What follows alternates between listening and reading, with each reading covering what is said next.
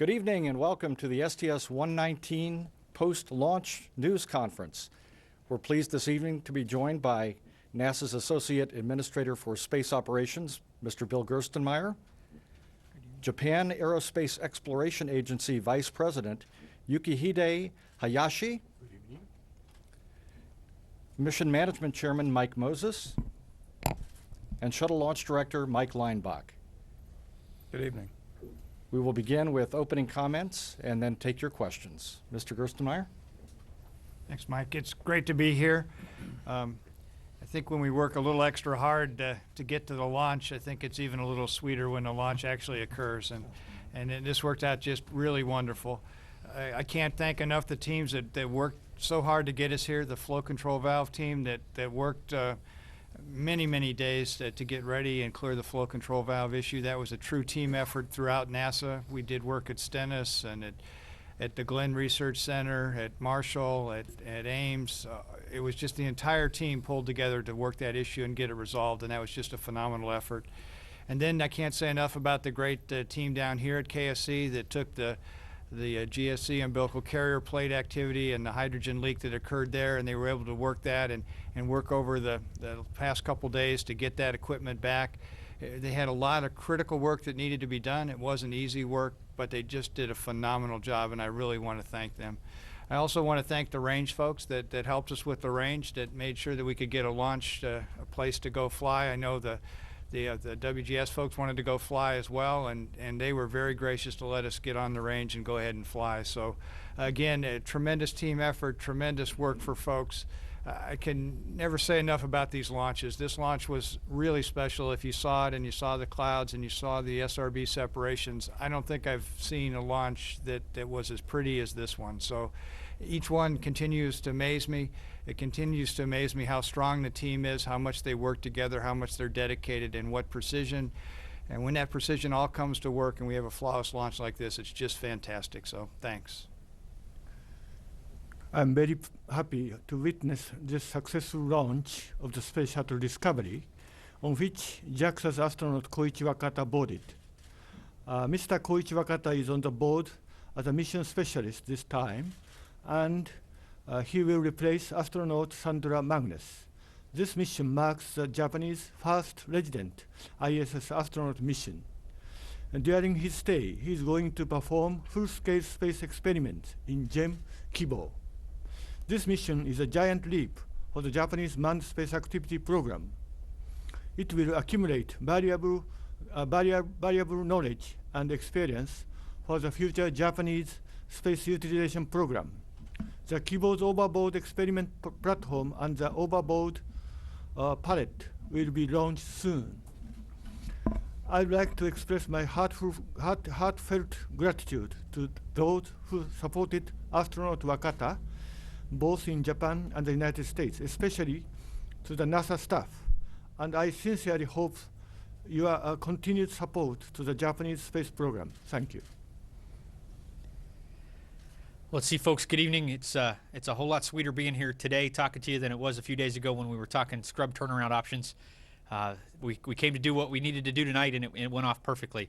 Mr. Gerstenmaier kind of summed it up pretty good. I can't really say it too much better how fantastic the team work. You know, this started back last fall when we decided to put off the Hubble mission for a little while we worked some issues with the Space Telescope, and the 119 team suddenly found themselves as the prime team down here and the prime crew back in Houston, got themselves trained and ready to go. We had some hiccups last month with flow control valves over this last week with the GUP on the ET vent line, but it all came together for us tonight, just the way we like to see it. It was really a very smooth launch countdown. We had a couple little issues. I'll let Mike tell you the details, but as a mission management team, there were really nothing of any significance. They were very easy things to approve with the paperwork process, basically documenting what we do if the next failure happened. So everything was good. Want to give a special thanks to the RSRM team, the reusable solid rocket motor team. This was their 100th launch since that redesign that happened after Challenger. So it's commendable that they've built a system that's working fantastic and has been almost perfect since that day. So congratulations to that whole team. We got the latest report from orbit. OMS 2's finished up. Everything's looking really good on the orbiter. And the crew's getting ready to configure from the rocket for ascent to the spaceship for orbit and get ready to head up to the space station. So we're looking forward to them getting started with their mission. It's a very packed mission, installing the S6 truss, getting the water distillation assembly on the station back up and running, prepping for STS-127, the 2JA mission with JAXA. All those things have to happen, and so the first part's down, but we got to focus on what's in front of us too and look ahead, looking forward to a really good mission on orbit. That's all I had, Mike. Okay, thanks, Mike. Appreciate it.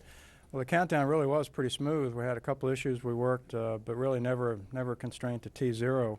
But the thing I'd really like to mention tonight is for the folks who watch this launch on TV, I really wish you could have been here in Florida.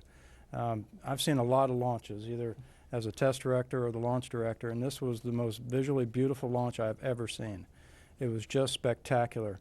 When the orbiter and the tank and boosters got up into the sunlight that had just set about 10 minutes prior, it was just gorgeous. And then separation, you could see the boosters coming back down to Earth, and we could see the orbiter from the firing room 7 minutes into flight, and at that point in time, the orbiter somewhere off the New Jersey and New York coast. Just a spectacular night. Really proud of the team who pulled together over the last few days to fix the hydrogen leak on the side of the orbiter on the ground support equipment. That worked just exactly as we had anticipated. The leakage there tonight was zero. Outstanding job. And then, of course, the flow control valve over the last 4 or 5 weeks have just been outstanding, and they got the flow award tonight after launch. Hundreds of people worked on that issue, and they deserve the award, and they got it tonight. So the countdown was smooth. We were all rewarded with a beautiful launch, and I'm just very proud to be part of this team. Thank you. Okay, thank you. We will take questions first here in Kennedy and then go to the Johnson Space Center. Please wait for the microphone, state your name and affiliation, and to whom your question is addressed. We'll start with Mike Schneider. Mike Schneider, Associated Press. Question for Mike Longbach. If you could just tell us how the flow control valves worked. Is there any indication that there was any kind of malfunction? I didn't see any in the count. Did you see any going? No, I talked to the flight director console before I came over here. They watched the data, reviewed it. Everything looked spot on with the pressure traces during ascent. In the back here. Pat Duggins, WMFE and National Public Radio for Mr. Gerstenmaier. Since one set of the solar arrays was in the box for 5 years, the other for 8 years, any concern about possible sticks as we start to extend them or anything differently for this deploy compared to others? Again, we've had the luxury of learning and watching the other deploys, so the crews have a very detailed procedure on what to watch. As they deploy, they've got some nice step and hold positions they can do. They got some thermal conditioning they can go do. So we're prepared in case anything happens. We look at the data and we look at the way we've stored them, and we think they should be okay. We didn't store them with pressure on them. We don't think they should stick, but we're prepared in case they do, and we've got the right procedures to go ahead and make sure that we can deploy them in a slow manner if we need to when it comes time to go deploy them. So we're ready to go get the solar arrays deployed and bring the space station up to full power. Todd? Todd Halverson of Florida Today, I guess for Mike Leinbach. Do you know what happened to the bat? Well, we had a bat that was on the side of the external tank. He was on the north and west side of the tank, which is the good side. It's away from the orbiter. We characterize him as unexpected debris, and he's probably still unexpected debris somewhere. Mark? Thanks. Mark Carreau from the Houston Chronicle. Can you say anything about any obvious debris issues that you'd be following this soon, or is that to come? Thanks. I think you looked. Yeah, I went back and tried to find the team, and they had already disappeared. So then I had somebody go look for them, and we didn't see anything in the video. So we'll continue to look. They'll continue to pour over the data over the next couple days. But at first look, it looked pretty clean. So I watched the video in real time. I didn't see anything in real time, and then we went and looked at the first quick look, and we didn't see anything at all in the first quick look. But again, some of the lighting conditions weren't optimum, and it'll take a little bit of time for the teams to go look, and we'll see what we get when we get some more detailed reviews. But it looked very good. Vic? Vic Ratner from ABC News. Did the crew report any debris going by or any debris hits? Let's see. OMS 2 was just finishing up as we got here, so that's a little early. We asked for the crew debris report after that. once they get a little more stable on orbit. So a little early for that report. In the front row, Craig. Yeah, thank you. It's Craig Cavalt with Spaceflight Now. Bill, the performance of the vehicle and the team this week speaks for itself. But for a Washington guy, the president last week said there's a sense that NASA is adrift. Do you agree that NASA is adrift? No. I think we're pretty focused here on what we're doing. We know exactly what we got to do to get the space station up and operational. We've got a good research plan. We're working very closely with our international partners. We're moving forward with those objectives.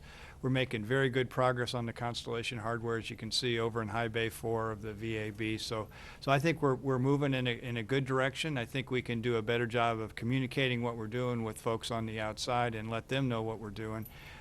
I think it's also up to all of us to explain a little bit what it takes to really go fly this vehicle. And it's not just this vehicle. I think it's any vehicle that goes to space requires a lot of attention to detail. You know, the flow control valve that we had a problem with, all vehicles will have some type of device to pressurize the tank. How that device is designed and how it works, it's got to be state of the art and has to really perform well.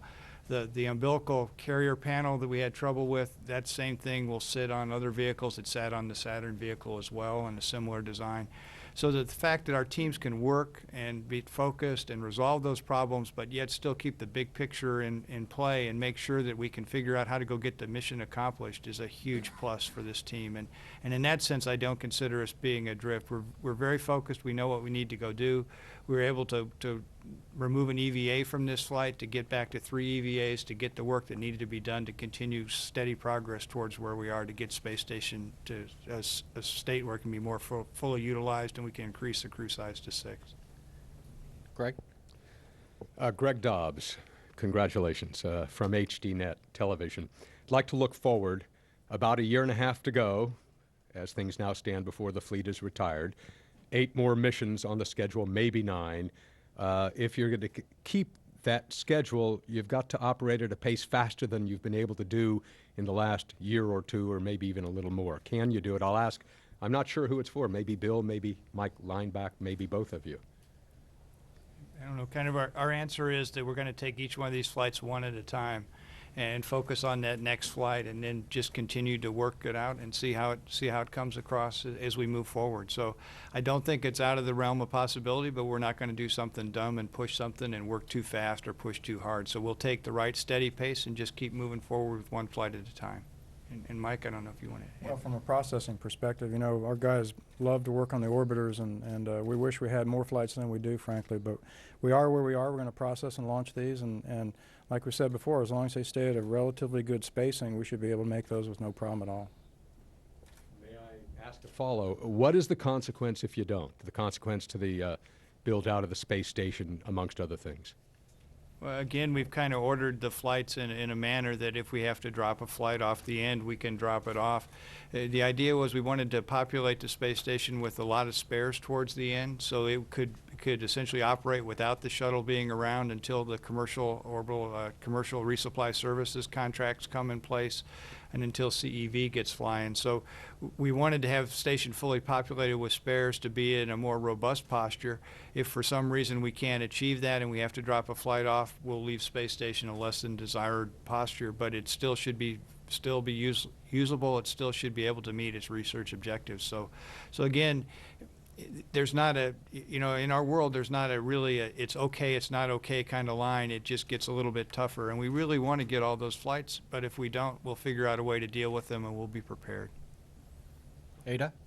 Adam Monsong, Univision. The mission has been shortened, but which of the original mission objectives will then will not be accomplished at all?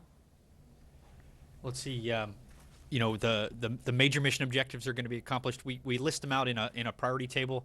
I don't know exactly which ones are dropping off. I think when you look at it, we're at probably the 80-90% mark. So almost all the significant objectives are being accomplished. So I can't answer specifically which ones are dropping. Bill, I don't know if you know specifically. Yeah. We had a couple EVA tasks. Some of the payload accommodation sites on the truss we were going to go ahead and deploy.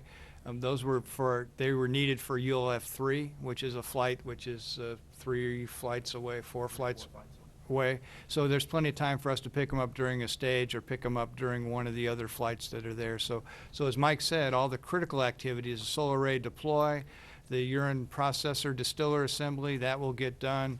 The portable water distribution bus activity, that will be done. The solar array deploy will be done. So all the major things that are needed will be completed, and all the tasks that need to be done prior to the 2JA flight in in June, all those tasks will be complete. So these are tasks that were, in a sense, get ahead that can be accommodated in one of the next 2, 3, or 4 flights down the road. So again, it's not a major setback to us. We're able to accomplish everything we want on this flight.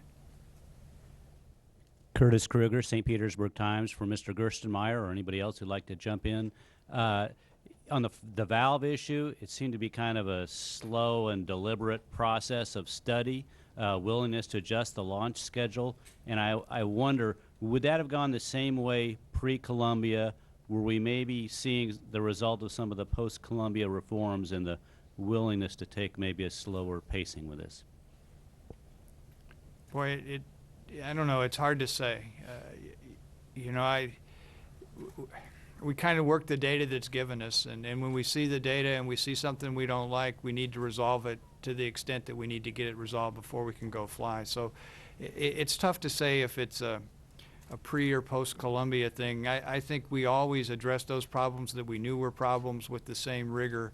It's when we get surprised by something that we collectively don't think is a problem, and then it turns out to be a much bigger deal to us, like Columbia. That's when we get into trouble. So the thing that we need to do as a team is we need to stay hungry and keep thinking about things and kind of what if them and understand and look for other areas. You know, frankly, I worry a little bit when we work something like the flow control valve, because we're so focused on the flow control valve that we're not worried about all the other things and what other stuff could be out there that we might miss. So we got to be careful that we don't get so myopic and focus on that one individual item that we're not looking at the overall system and continuing to look at data. So what I encourage our team to do is to just continue to look and to ask questions. If a tech's assembling something and it doesn't go together exactly right, he should ask about it. We ought to talk about it. The same thing with an engineer. If you run an analysis and you see something that doesn't look exactly right, ask about it. We can take time and learn, and we can discover. You know, we still continue to learn about this vehicle as many years as we've flown it, and we stay healthy flying and we stay safe flying as long as we stay inquisitive and we keep looking at the data and trying to understand what could happen, what might happen. But don't let that paralyze us as we see that, but move forward. So we have that tough objective. We have to fly, and we have to fly safe. So we have to do both of those, and we can't do one or the other. We have to do both. And the teams have done a very good job of being able to balance that. Stefano? Yes, Stefano Colledan for Italian State Radio and Television. Excuse me, for Mr. Gerstenmaier. What would it take for NASA to put its own astronauts on capsules that are being privately studied or developed here in the United States, especially since I believe the astronauts have said that they would not fly on non-manned rated rockets? We have a set. It is before Orion, obviously. Yeah, we have a set of criteria that we've established that we would go look at and evaluate.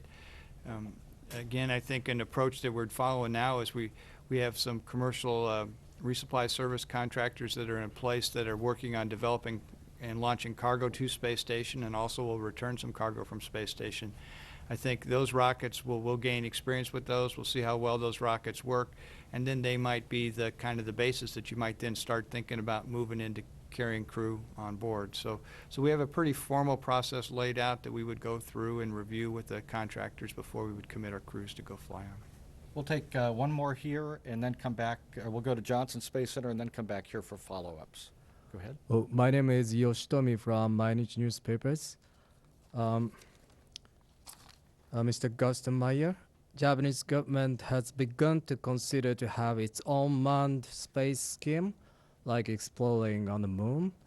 Well, does this affect American space program, and what do you think about Japan's bid to come into this field? Again, I think my experience with the Japanese Space Agency has been extremely positive in space station.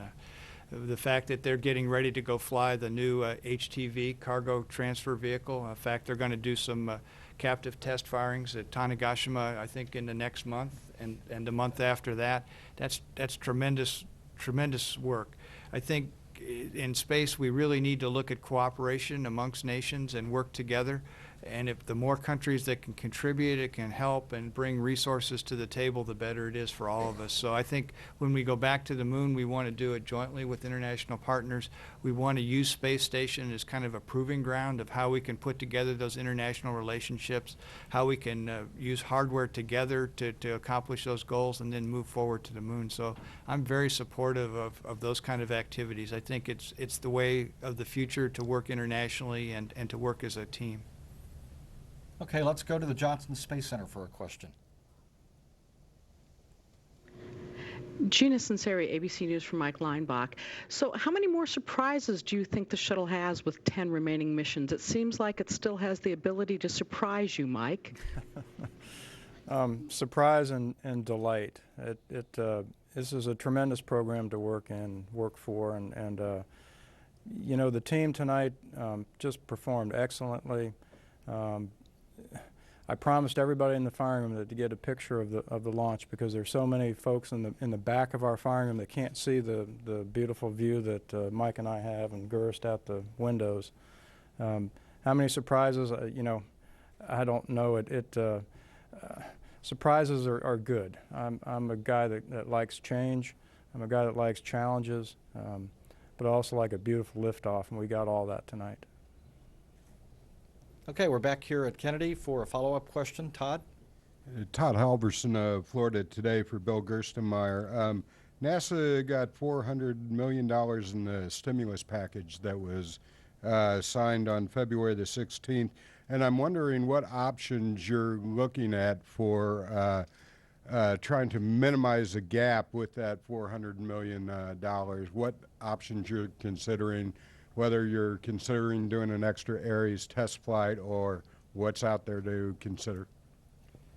Yeah, I think that's really being looked at by the Exploration Systems Mission Directorate more than my group. So I know they're looking at all those things. They're looking at trying to build a more robust schedule and try to ensure that Ares is ready to fly and Orion's ready to fly as early as possible. But as far as details, you'd probably have to ask them rather than myself. Hi, Clara Moskowitz for Space.com. Question for Mr. Ayashi. Can you tell us how much this mission is being followed by people in Japan and what Mr. Wakata's flight might mean to the Japanese people?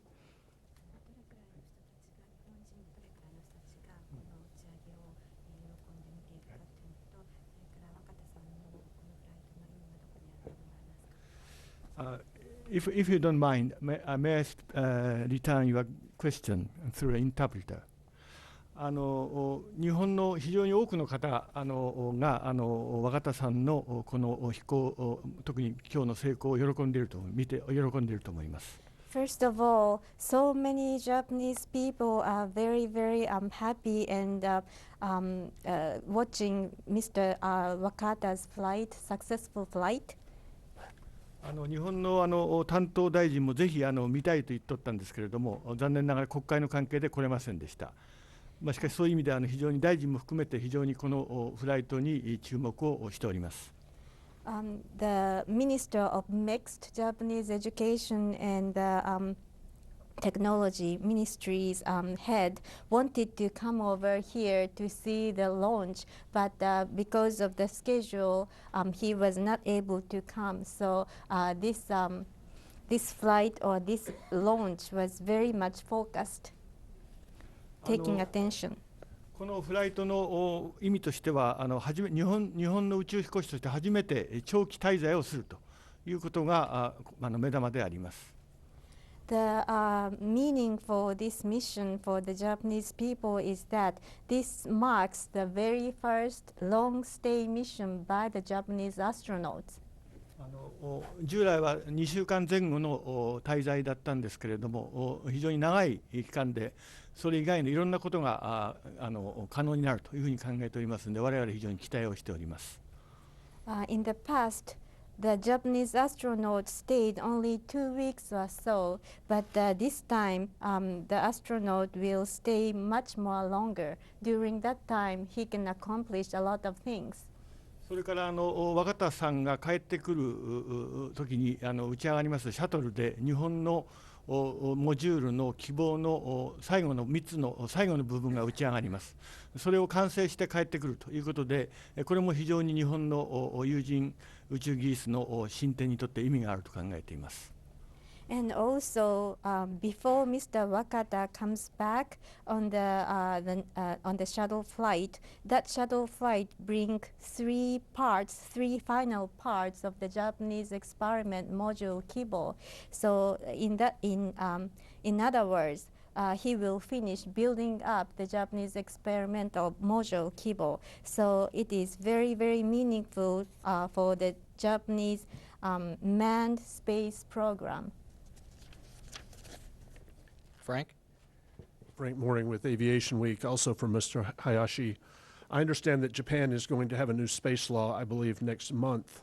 And I wonder if you can tell us if that law will have a particular area of emphasis for Japan for the global exploration strategy, particularly on the moon, power, HAB, communications, that sort of thing.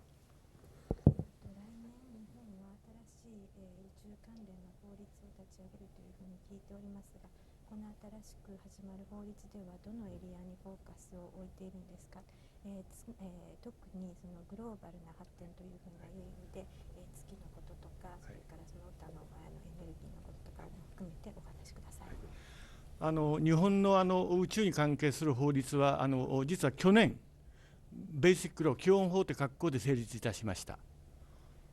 The Japanese law about the space called the Basic Space Law was already inaugurated last year. これは今まで個別にあったいろんな計画を総理大臣が直轄して総理大臣の下で直轄して計画を作るという趣旨を含めた法律です。The importance of this basic space law is to converge all the different space-related laws into one basic law. ローじゃなくていろんな計画を一つに。Excuse me. Converge a lot of different programs into one program under the leadership of Prime Minister. でその下に担当大臣が置かれまして、その担当大臣が現在今後10年程度の長期的なプログラムを作成中です。And we appointed the new minister for that purpose, and this minister is now planning to establish a program in 10 years program. でこれによりまして特に日本で従来少し遅れておると言われました例えば宇宙の産業利用あるいはその有人技術そういったものを含めてこれから日本がどうしていくかということを今議論している途中でございます。In the past, Japan didn't have any program for the industrial use of the space, or we have a weak manned space program. So in this delayed area of the Japanese space program, we would like to catch up with this new program. この新しいプログラムは今年の夏には出来上がるというふうに考えております。This new program will be finished making by the end of summer. Yep. John Ellis, Tokyo Broadcasting System. This is a question for Mr. Gerstenmaier and Mr. Hayashi. Recently, we've seen collisions in space, increasing orbital debris. I just wonder how that has reprioritized NASA's and JAXA's and other international organizations' policies and objectives in terms of removing that debris and getting in or converging your own communication about that debris amongst yourselves.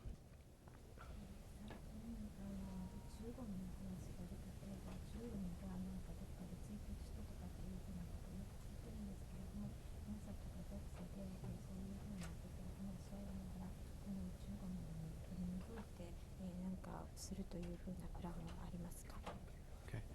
We actively track the debris, or we have actually the Air Force tracks the debris for us, and then they provide us with the information, and then we do the calculations about how close our assets like space station or other spacecraft, NASA spacecraft, could be to the debris. And then if there's a collision avoidance maneuver, we have a detailed set of flight rules. Those really haven't changed from the beginning, so they're the same basic process that we continue to use. And in fact, I think we're even tracking a piece now that's potentially going to come close to space station that we may end up doing something with here as the shuttle approaches. So we've already coordinated that with folks, and we've tracked things. I think it's getting more attention in the media recently because of the recent collision than it has in the past. But it's always been a serious consideration for us and something that we really need to watch out for. In terms of our own rocket design, we're careful that if we can design like the second stage or other pieces of the rocket as it goes to orbit so it doesn't become debris, we're going to try to do that in the future, and we've been doing that all along to try to minimize the source of the debris to begin with. So I think we're aware of it on both sides. I think that there's more attention to it now than there's been in the past, but it's always been a consideration that we really need to watch, and we share information back and forth. I know in one of the science experiments, is a Japanese science experiment that we're using jointly with them. We provide information to them about collision potentials with that particular device. この問題はやっぱり国際的な協調が一番重要だと思っています。For this kind of problem, the international coordination is very important, I think. 一般的に日本の方もこのスペースデブリについては観測をしております。And we are observing space debris from Japan too. その情報を持ちながらメインはもちろんアメリカの情報ですので、アメリカの情報を見て、その上でいろいろ連絡を取り合って対応を考えるということになっているというふうに承知しています。The main source of the information is the United States, so we are analyzing and looking at this information, and we are communicating closely with the United States. Greg? Hi, Greg Dobbs again, till I check my email, still with HDNet. This is a question about the plan to depend on Soyuz to take American astronauts, Japanese astronauts, European, Canadian astronauts to the station after shuttle stops flying. Certainly Soyuz has proved a reliable vehicle. The Russians have proved to be reliable partners in the arena of space. But there were reservations expressed before the waiver in Congress, before the contract was signed with Russia. And my question is this, maybe to Bill, once again, at the upper executive levels in NASA, do you talk about concerns for the political outcome of rifts that come up from time to time? The possibility that there could be problems between the United States and Russia that could affect the arrangement to fly our astronauts to the station on the Russian spacecraft? Yeah, again, I think technically we have a very good understanding and relationship with each other. We both need to have crews taken to space station. We need to have U.S. crews there to help maintain our equipment that actually supports the Russian side. So there's a technical desire for us to all keep flying in space to make sure we can effectively utilize space station. I think the other concern is almost the opposite. Is when we had Columbia, if we wouldn't have had the Russians there to provide rescue capability, or excuse me, transportation capability for us during that time frame, we would have had to demand space station and come back home and stop operations. I think the concern is you would like to have more than one transportation system. You know, not necessarily that it's a U.S. or Russian. You would like to have some redundancy in your transportation system in case a problem occurs to your fleet that you can back up on another one. So I think the largest risk probably to us during this time frame is we'll be dependent upon the single vehicle for crew transportation. The other thing we need to also be aware of is that cargo transportation is also extremely critical for us. If we don't have the proper food and water and supplies and research experiments and equipment on board space station, we can't utilize space station very effectively. So then there's really no need to go fly the crew. So when the shuttle quits flying, we're going to lose a tremendous capability to take cargo to station, and we're going to be very dependent upon our commercial companies that are coming online, SpaceX and Orbital, who we just recently awarded a contract to deliver that cargo. So we need to not make sure that we don't get so focused on the crew transportation piece, we miss the criticality of the cargo piece, and we need to make sure that cargo piece is there to keep station functional and operational, or there's no need to take crew to and from station. My name is Hajime Tobe with Kyodo News. For Mr. Gerstenmaier, you have the new administration, I mean President Obama. So could you tell me the current situation of the discussion on the use of the ISS after 2015? We're beginning to have some discussions with the administration now about continuing to use the space station. I think we can show that the space station can provide a tremendous asset to the U.S. It also aligns very well with many of the objectives that the new administration has brought forward. I think space station can be used as an effective tool to foster education. I think it can be used as a tool to push research further forward. It can be clearly used in the fields of healthcare, those kind of items. We're looking at some salmonella vaccine that we've been working on board with space station. We also have been looking at some of the diseases or problems that our astronauts face are problems similar to what the elderly face, the bone loss situation, some of the momentary disorientation the crews have when they return are similar. So I think we can utilize the uniqueness of space to solve some of the problems here on Earth. So I think we're starting to have discussions with the new administration about how the space station can be utilized to solve or at least address some of the issues and concerns that they would like us to do forward. So we're just beginning those discussions with them now about continuing to utilize the space station. We're trying to show how it provides real benefit, real tangible benefit to the U.S. and to the new administration. Todd? Todd Halverson of Florida Today again. One for Gersten and one for Mike Leinbach. For Gerst, I'm wondering what you know about the search for a new NASA administrator and when you expect to hear a decision and who you personally would nominate if you had the choice. And for Mike Leinbach, I just wondered if you could give us a sense of how things are looking for the Hubble Space Telescope mission in May. Well, to your first question, even though I live in Washington, I'm a little more focused on the tactical side than the strategic side, so I don't really know much about the plans for a new administrator or where we're heading. And in terms of a vote, my vote doesn't count, so I won't even bother you with my opinion. So. As long as it's not you, right? Yes, as Mike said, as long as it's not me, it's okay. The processing for Hubble's going fine. We're gonna roll out of the OPF on the 23rd of this month, and then out to the pad a week later. So we're right on track with that orbiter. Okay, I think we're going to call it a wrap. Thank you all for coming. We'll get back to live mission coverage. A reminder that NASA Television will carry the STS-119 mission around the clock through the planned landing on March 28. And as always, you can follow the activities of the shuttle mission at www.nasa.gov/shuttle. Thank you again for coming.